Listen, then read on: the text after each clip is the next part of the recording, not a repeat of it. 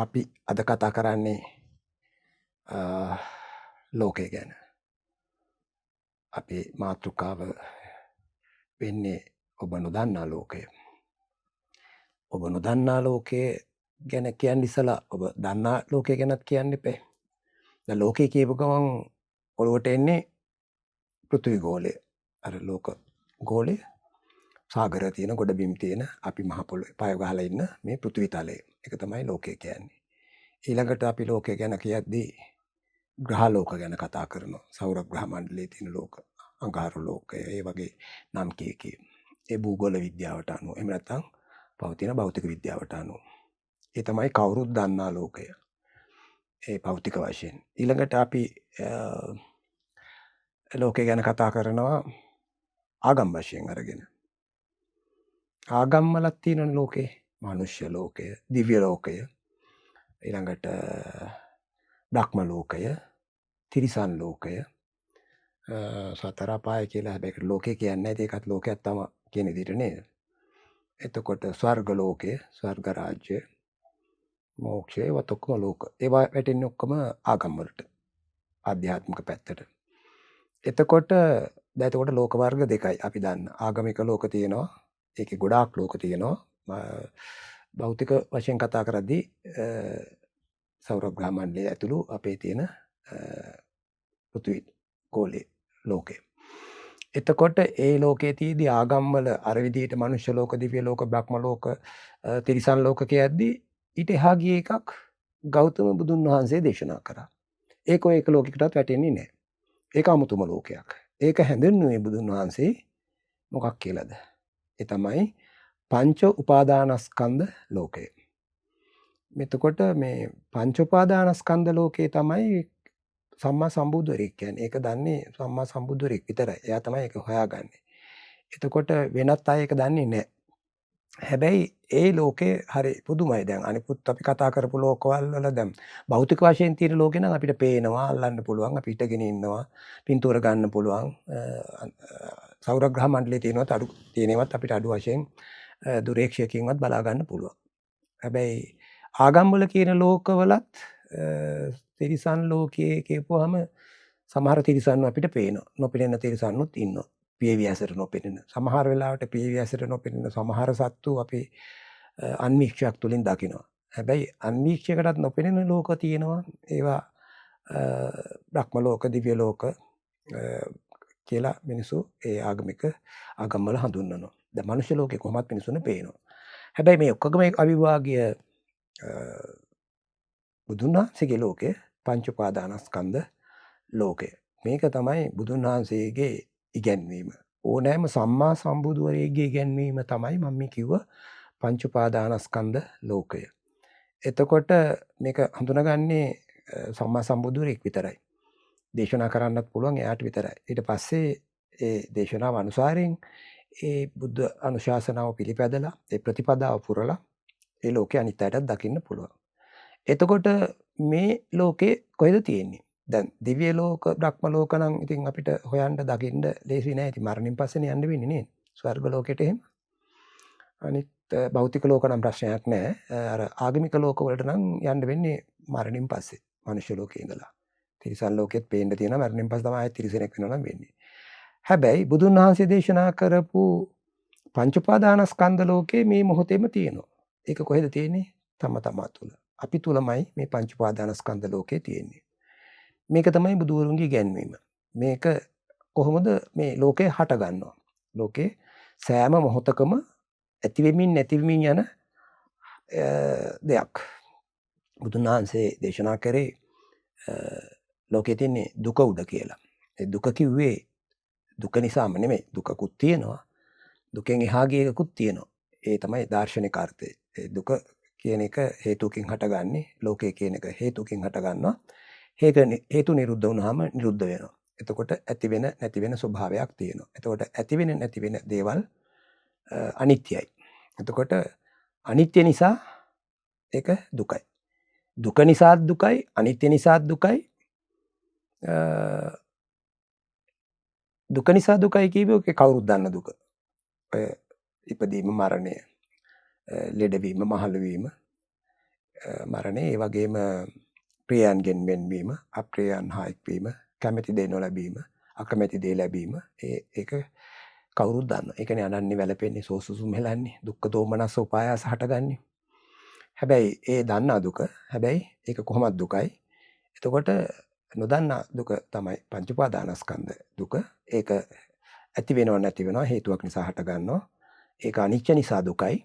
එතකොට අරක දුක නිසා දුකයි, දන්නා දුක, නොදන්නා දුක වන පංච උපාදානස්කන්ධ දුක අනිච්ච නිසා දුකයි. මේ දෙකම දුක හින්දා අනාත්මයි කියලා. ඒක තමයි බුදුරුන්ගේ ඉගැන්වීම. එතකොට මේ පංච උපාදානස්කන්ධය කියන එක තම තමා තුළ තියෙන. ඒක හැම මොහොතකම ඇති වෙවි නැති වෙවි පවතින දෙයක්. එතකොට කොහොමද මේ පංච උපාදානස්කන්ධය කියන එක අපි තුල ඇති වෙන්නේ? දැන් ඔයගොල්ලෝ දන්නවා මිනිස්සු කියලා අපි ගත්තොත්, මනුෂ්‍ය ලෝකේ ගත්තොත්, අපි මනුෂ්‍ය හැට ගත්තාම ඇස, කන, නාසය, දිව, ශරීරය, මනස කියලා ආයතන 6ක් තියෙනවා. ඒ ආයතන 6ට අදාළ වෙන, ගෝචර වෙන තවත් ආයතන 6කුත් තියෙනවා. ඇසට වර්ණ පේනවා, කනට ශබ්ද ඇහෙනවා, නාසයට ගන්ධයන් ආග්‍රහණය වෙනවා, දිවට රසයන් දැනෙනවා, කයට ස්පර්ශයන් දැනෙනවා, මනසට සිතුවිලි එනවා.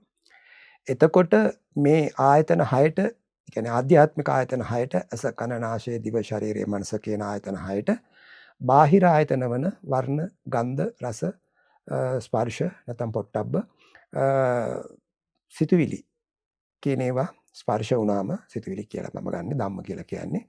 කොහොමුණත් මනසට ගෝචර වෙන දේවල්. මේවා ස්පර්ශ වුණාම විඥානය හට ගන්නවා. ඒකම නිරුද්ධ වෙනවා. ඇසට වර්ණ ස්පර්ශ වුණාම ඇසත් එක්කම ඒ ස්පර්ශ වෙනකොටම විඥානය හට ගන්නවා. ඒකම නිරුද්ධ වෙනවා. යම් කිසි සිද්ධියක් දකින්නේ එවැනි විඥාන ගොඩකින්, විශාල සංඛ්‍යාවකින්, සමහර දහස් ගණන්, ලක්ෂ ගණනක් අපිට ගණන් කරන්න බැරි තරම්. අල්පෙනිති උඩක් දකින්නෙත් විශාල විඥාන සංඛ්‍යාවකින්. ඒ වගේම කරට ශබ්දයක් ඇහෙනකොට නිකන් ටක් ගාලා සද්දක් ඇහුණත් ඒකට ඒක ඇහෙන්නත් අපිට විඥාන ගොඩාක් හටගෙන ඇති වෙවි නැති වෙවි වේගින් යනවා. ඉතින් ඒ වගේ දිවට නාසයට ගන්ධයනුත් එහෙමයි, දිවට රසයනුත් එහෙමයි, කයට ස්පර්ශයනුත් එහෙමයි, මනසට සිතුවිලිත් එහෙමයි. මේ හැම ආයතනයක්ම බාහිර ආයතනයක එක්ක ස්පර්ශ වුණාම විඥානය හට ගන්නවා. ඒකම නිරුද්ධ වෙනවා. විඥාන ගොඩකින්, විඥාන පරම්පරාවකින් තමයි යම්කිසි ඉතා සුළු සිද්ධියක් පවා අපි හඳුනාගන්නේ, දැකගන්නේ. එතකොට මේ විඥානය. එතකොට විඥානය කියන එක නිකම්ම තනියම හටගන්න එකක් නෙමෙයි. විඥානය හටගන්නවත් එක්කම විඥානයත් එක්ක තව ක්‍රියාවලියක් සිදු වෙනවා. තව චෛතසික කියලා අපි එකට කියන්න පුළුවන්, ලේසියෙන් කියනවා. පස්ස, වේදනා, සංඥා, චේතනා, මනසිකාර කියලා ක්‍රියාවලියක් සිද්ධ වෙනවා. එතකොට පස්ස කියලා කියන්නේ ස්පර්ශ වුණා කියන එක. එතකොට දැන් ඇසට වර්ණ ස්පර්ශ වුණාම ඒ පස්ස කියන එකෙන් තමයි කියන්නේ මේ විඥානේ හටගත්තේ ඇසයි වර්ණයි ස්පර්ශ වුණා නිසා කියලා. එතකොට ඇසයි වර්ණයි ස්පර්ශ වුණාම අපි ඒක විවහාරයේදී කියනවා චක්කු විඥානේ හටගත්තා කියලා. ඒක මේ විඥානේ ඔක්කොම එකයි. ඉතින් ඒ ස්පර්ශ වෙන ආයතන අනුව තමයි පහසුවට නම් කරලා තියෙන්නේ. එතකොට ඇසයි වර්ණයි ස්පර්ශ වුණාම චක්කු විඥානේ හට ගන්නවා. ඒ චක්කු විඥානයත් එක්කම අර පස්ස, වේදනා, සංඥා, චේතනා කියන ක්‍රියාවලිය කොහොමද හටගන්නවනේ විඥානයත් එක්ක. ඒතර පස්ස කියන එකෙන් කියනවා මොකද්ද ස්පර්ශ වුණේ කියලා. එතකොට ඇසයි වර්ණයි ස්පර්ශ වුණා නම් පස්ස කියන චෛතසිකයෙන් කියනවා දැක්කා කියලා. ඒ තමයි මොකද්ද ස්පර්ශ වුණා කියන එක හඳුන්වන්න තමයි හඳුන්වන එක තමයි පස්ස කියන එකෙන් වෙන්නේ. කනයි ශබ්දයි ස්පර්ශ වුණාම එතනත් විඥානය හට ගන්නවා. ඒ හට ගන්නකොට මේ විඥානයත් එක්කත් පස්ස කියන එක, මේ පස්ස වේදනා සංඥා චේතනා ක්‍රියාවලිය තියෙනවා. පස්ස කියන එකෙන් කියන ඇහුණා කියලා. ඒ වගේම දියට, නාසයට ගන්ධයන් ස්පර්ශ වුණාමත් හට ගන්නවා විඥානය. එතෙන්දී පස්ස චෛතසිකයෙන් කියනවා ආග්‍රහණය කළා කියලා. දිවට රසයන් දැනෙනකොටත් විඥානය හට ගන්නවා. එතකොට කියනවා පස්ස චෛතසිකයෙන් රස දැනුණා කියලා. කයට ස්පර්ශයන් ලැබෙන කොටත් විඥානය හට ගන්නවා. ඊට පස්සේ හට ගන්න චෛතසික ගොඩින් තියෙන පස්ස චෛතසිකයෙන් කියනවා ස්පර්ශ වුණා කියලා. ඒකට මනසට සිතුවිලි එන කොටත් ඒ විදිහමයි විඥානය හට ගන්නවා. ඒකත් එක්ක ඒ හට ගන්න පස්ස චෛතසිකයෙන් කියනවා මතක් වුණා හරි, කල්පනා වුණා හරි, තේරුණා, වැටහුණා, මොන හරි එකක් ඒ මනසට අනුව, ඒ දේ අනුව අපිට පෙන්වා දෙනවා ස්පර්ශ වුණේ මනසත් සිතුවිලිත් කියලා. එතකොට මේක තමයි ක්‍රියාවලිය. එතකොට එක පරකට එක විඤ්ඤාණය හටගන්න පුළුවන්. ඇස කන නාසය දිව ශරීරය මනස කියලා ආයතන 6ක් තිබ්බට එකවර 6ක් නම් හටගන්නේ නැහැ. එකවර කොතනක හෝ එකයි හටගන්නේ. එක්ක ඇසේ, කනේ, නාසය, කනේ නාසය කියවට මේ කනේ හටගන්නව නෙවෙයි ඈ. විඤ්ඤාණය හටගන්නේ මොලේ ආශ්‍රිතව. එතකොට මේ ස්පර්ශ වුණේ මොකක්ද කියලා. ඇසද වර්ණද නැත්නම් මේ ඇසද කනද නාසයද දිවද ශරීරයද කියන ඒවා පස්ස චෛතසිකෙන් කියනවා. ඒ ආයතන ස්පර්ශ වෙන අනුව තනින් තන අර විසක් තොරණේ ලයිට් පත් වෙනගේ ටක් එක එක තැන ආයතන 6 තුල මැජික් කාර්යය වගේ විඥානය හට ගන්නවා. මැජික් කාර්යයක් වගේ විඥානය එක එක තැන් වල හට ගන්නවා. ඒ හට ගන්න තැන අනුව එයා කියනවා දැක්කා, ඇහුණා, ආග්‍රහණය කරා, රස වින්දා, ස්පර්ශය ලැබුවා, මතක් වුණා, සිතුවිලි ආවා කියලා කියනවා. ඉතින් ඕක තමයි වෙන්නේ. ඊළඟට ඒ විඥාන ඒ ආයතන අනුව හට ගන්නවා. ඊට පස්සේ පස්ස චෛතසිකයෙන් ඒ මොකද්ද හටගත්ත කොතනද විඥානය ඇති වුනේ කියලා කියනවා. දැක්කද, ඇහුණාද, එහෙම නැත්නම් ආග්‍රහණය කරාද, රස වින්දාද, මතක් වුණාද, ස්පර්ශ වුණාද කියලා. ඊළඟට පස්ස විතරක් නෙවෙයි, ඊළඟට පස්ස වේදනා. එතකොට ඒ ස්පර්ශ වුණ දේ ඇසට කන දැන් ශබ්ද හෝ වර්ණ හෝ ගන්ධයන් හෝ රසයන් හෝ ස්පර්ශයන් පොට්ටබ්බ එහෙම නැත්නම් සිතුවිලි හෝ ඒ ස්පර්ශ වුණ දේ හඳුනාගත්ත දේ ස්පර්ශ වුණ දේ ඊළඟට අපිට අර වේදනා කියලා චෛතසිකයක් හට ගන්නවා ඒ විඥානයත් එක්ක. ඒකෙන් කියනවා ඒ දැකපු දේ නැත්නම් ඇහුණ දේ ආග්‍රහණය කළ දේ දිවට රස දැනුණ දේ කායට ස්පර්ශ වුණ දේ මනසට සිතුවිල්ල දුක වේදනාවක්ද. දැන් වේදනා කිව්වේ රිදෙනවා කියන එක නෙවෙයි ඈ, විඳිනවා කියන එක. එතකොට ඒ දේ ඒක රස මේ සැප විඳීමක්ද, දුක විඳීමක්ද, දුක් වේදනාවක්ද, සුඛ වේදනාවක්ද, නැත්නම් අදුක්කම සුඛ වේදනාවක්ද වශයෙන් හඳුන්වා දෙනවා, හඳුනා ගන්නවා. ඒක තමයි වේදනා චෛතසිකයෙන් කරන්නේ. ඊළඟට තව චෛතසිකයක් විඥානයත් එක්ක හට ගන්නවා සංඥා. සංඥා කියන්නේ හඳුනා ගන්නවා.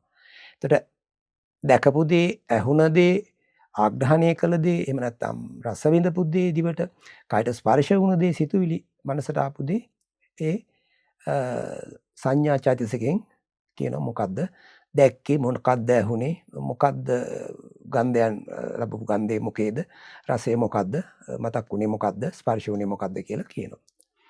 එතකොට ස්පර්ශ කියලා එකක් හටගත්ත විඥානයත් එක්ක මොන ආයතනයේද ස්පර්ශ වුණේ කියලා කියන විඥානය කොතනද මොන අරමුණ මොන ආයතනයේ ස්පර්ශ කරගෙන අරමුණු කරගෙන විඥානය හටගත්තද කියලා කියනවා.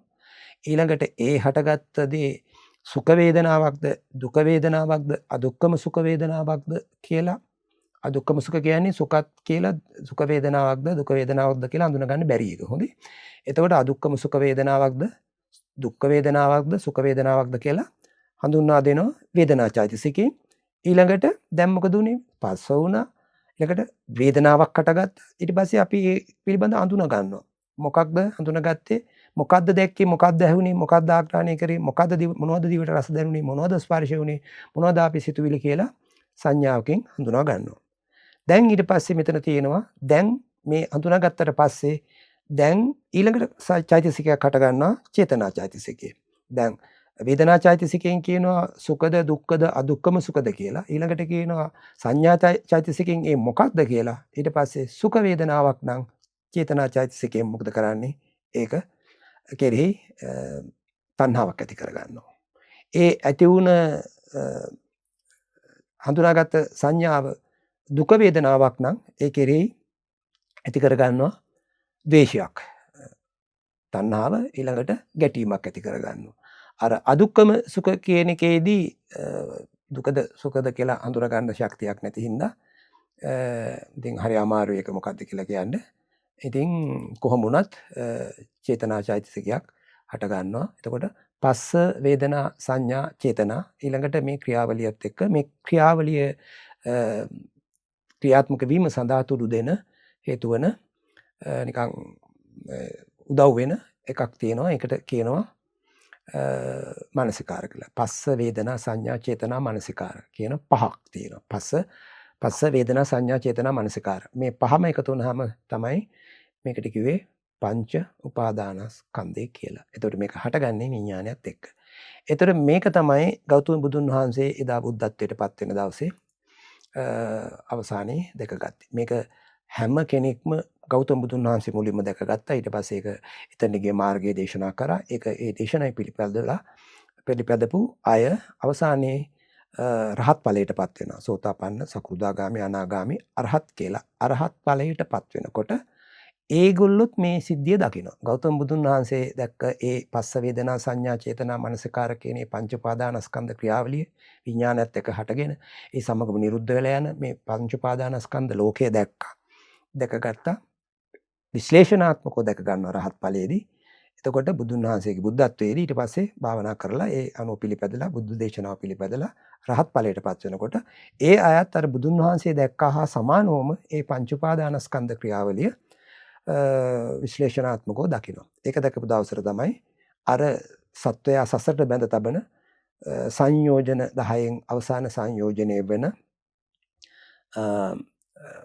අවිජ්ජාව සංයෝජනේ දුරු වෙන්නේ. ඒ අවිජ්ජාවත් එක්කම තවත් දෙකක් එකට යන්නේ. දැන් සංයෝජන 10ක් තියෙනවා. ඒ 10න් අන්තිම තුنين අවසානම එක ප්‍රබල මේක තමයි ඔය කියපු අවිජ්ජා සංයෝජනේ. මම සංයෝජන ගැන වෙන දවසක ඊළඟ දවසක සම්පූර්ණ දේශනාවක් අලුත් අයට අහන්න කරන්න. මම මේ වෙලාවේ ඒක කරන්න යන්නේ නැහැ. මේ දේශනාව දීර්ඝ වෙන හින්දා සහ මේ අදාළ මාතෘකාව අපි අරගෙන තියෙන පංච උපාදානස්කන්ධය ගැන කතා කරන හින්දා. එතකොට දැන් ඕගලන්ට වැටහෙන්න ඇති පංච උපාදානස්කන්ධය කියන්නේ මොකක්ද කියලා. ඇසත් කනත් නාසයත් දිවත් ශරීරයත් මනසත් කියන ආධ්‍යාත්මික ආයතන හයත් සමග බාහිර ආයතන වන වර්ණ ශබ්ද ගන්ධ රස ස්පර්ශ සිතුවිලි කියන ආයතන ඒ අවස්ථානුකූලව ස්පර්ශ වීමත් එක්ක විඥානය හට ගන්නවා. විඥානයත් එක්ක විඥානයේ තනියම හටගන්නේ නැහැ. විඥානයත් සමගම පස්ස වේදනා සංඥා චේතනා කියලා මම මෙතෙක් වෙලා විස්තර කරපු ඒ ක්‍රියාවලිය සිද්ධ වෙනවා. ඒ විඥානය සමග මේ ඒ කියන්නේ පස්ස වේදනා සංඥා ක්‍රියාවලියත් නැති වෙලා යනවා. ඒ ඔක්කොම එකට කෙරෙන්නේ විඥානයත් එක්ක ඒ ආයතන මේ පස්ස වේදනා සංඥා ක්‍රියාවලිය චෛතසික ක්‍රියාවලිය සිද්ධ වෙනවා. ඒකම විඥානේ හටගත්තා වගේම නිරුද්ධ වෙනකොට ඒ ඔක්කොම නිරුද්ධ වෙනවා. ඉතින් ඔය වගේ වේගෙන් ක්‍රියා වෙන සිදුවීම් මාලාවක් තමයි වෙන්නේ. ඉතින් මේක සම්බුදුරෙක් හැට මුලින්ම දැකගත්තා. ඊට පස්සේ ඒ දේශනාව බුද්ධ දේශනාව අනුසාරයෙන් පිළිපැදපු අය දැකලා රහත් ඵලයටපත් වෙන ලෝක දැකගත්තා. ඒතර බුදුන් වහන්සේගේ දේශනාව ඕක තමයි පංච උපාදානස්කන්ධ ලෝකය කියලා කිව්වේ. අපිට එළියේ තියෙන ලෝක මොකක් වුණත් අපි හිතනානේ දැන් පෘථිවි තලයේ තියෙනවා, සෞරග්‍රහ මණ්ඩලයේ තියෙනවා, ඒ වගේ කියලා. ඉතින් ඇත්තට මේවා තියෙනවද? අපිට වර්ණ කියලා જાතියක් තියෙනවද? ශබ්ද කියලා જાතියක් තියෙනවද? ගන්ධ කියලා જાතියක් තියෙනවද? තියෙන්න පුළුවන්ද? ඉතින් ඇස තියෙන්න ඕනේ, වර්ණ තියෙන්නත් ඕනේ, මේ දෙක ස්පර්ශ වෙන්නත් ඕනේ. එතකොට විඥානේ හටගන්නේ. එතකොට දැන් ඇස නැත්තම් වර්ණ පේන්නේ නැහැ. හටගන්නේ නැහැ. චක්කු විඥානේ හටගන්නේ නැහැ. එතකොට ඇස තිබුණත් වර්ණ නොතිබුණා නම් ඒත් චක්කු විඥානේ හටගන්න බෑ. මම එකක් උදාහරණයක් ගත්තේ ඒක ආයතනයක්. එතකොට මේ දෙකම තිබ්බත් වැඩක් වෙනවද? ස්පර්ශ වුණේ නැත්තම්. ඒත් ලෝකේ හටගන්න බෑ. එතකොට මම මේ තනි උදාහරණයක් චක්කු විඥානයේම අරගත්ත ඒ පංච උපාදානස්කන්ධය ඇස සහ වර්ණ ස්පර්ශ වීම හරහා ඇති වෙන ඒ ලෝකේ ගැන කතා කරාම ඇස තිබුණත් වැඩක් නැහැ වර්ණ නැත්තම්. ඇසත් තිබුණත් වර්ණ තිබුණත් වැඩක් නැහැ ස්පර්ශ වුණේ නැත්තම්. එතකොට මේ ක්‍රියාවලිය සිද්ධ වෙන්නේ නැහැ ඇසත් වර්ණත් ඒ ස්පර්ශ වීමත් කියන තුනම මත තමයි වර්ණ ලෝකේ අපිට දකින්න සංඥා නිෂ්පාදනය කරගන්න. කියන්නේ මේ නිර්මාණය කරගන්නේ. අර චේතනා මේ සංඥා චෛතසිකේ. ඒතර ලෝකේ කියලා අපි හිතාගෙන ඉන්නේදී ඇසින් දැකලා හදාගත්තේ නැත්නම් ලෝකය කියලා එකක් නැහැ. පෘථිවිය කියලා එකකුත් නැහැ. වර්ණ කියලා જાතියකුත් නැහැ. ගන්ධයන් කියලා જાතියකුත් එහෙමනම් තියෙන්න බෑ ඒ අනුසාරයෙන් බලනකොට. කනට ඇහෙන ශබ්ද කියලා තියෙන්නත් බෑ. මොකද මේ ආයතන තුනම ආයතන ප්‍රධාන ආයතනේ අදාළ ආයතන දෙක තියෙන්න ඕනේ. ඒ දෙක ස්පර්ශ වෙන්නත් ඕනේ. ඒතර මේක තමයි කිව්වේ ලෝකේ ඇති වෙනව නැති වෙනවා කියලා. ඉතින් මේ ආයතන ටික නිරුද්ධ වුණොත් එimhe ලෝකේ නිරුද්ධයි. ලෝකේ නෑ. ඒ තමයි නිවන කියලා කියන්නේ. ඒක දකින්න මාර්ගය තමයි නිවන් මාර්ගය කියලා කිව්වේ. ඉතින් මට ඕනකම තිබුණේ අද මේ මොකද්ද මේ පංච උපාදානස්කන්ධ ලෝකය කියලා කියන්නේ කියලා. ඒතකොට මේක දුක උඩ තියෙන්නේ කිව්වා. ඒ අනිච්ච නිසා ඇති වෙන නැති වෙන හින්දා. මොකද මේක ඇති වෙන නැති වෙන ක්‍රියාවලියක් නේ තියෙන්නේ. ඒක මම කලිමුත් කියලා තියෙනවා. මේ ලෝකේ හැම දෙයක්ම ඇති වෙවි නැති වෙවි හැම වෙලාවකම පවතින්නේ. ඒක භාවනා කරපුවාම අපිට මේ සාමාන්‍ය ලෝකෙත් පේනවා. මෙහෙම නිකන් බලන් හිටියොත් මේ සියල්ල මේ පුපුරනවා වගේ අබ පුපුරනවා වගේ ඇති වෙවි නැති වෙවි තියෙන්නේ. ඔයගලන්ට උදාහරණයකට කිව්වොත් හරියට රූපවාහිනී තිරයක අර නිවි නිමි දැල් වෙන පුංචි ලයිට් වගේ. ඒක ළඟට බැලුවොත් එහෙමනේ පේන්නේ ඈතට නොපෙනුනාට.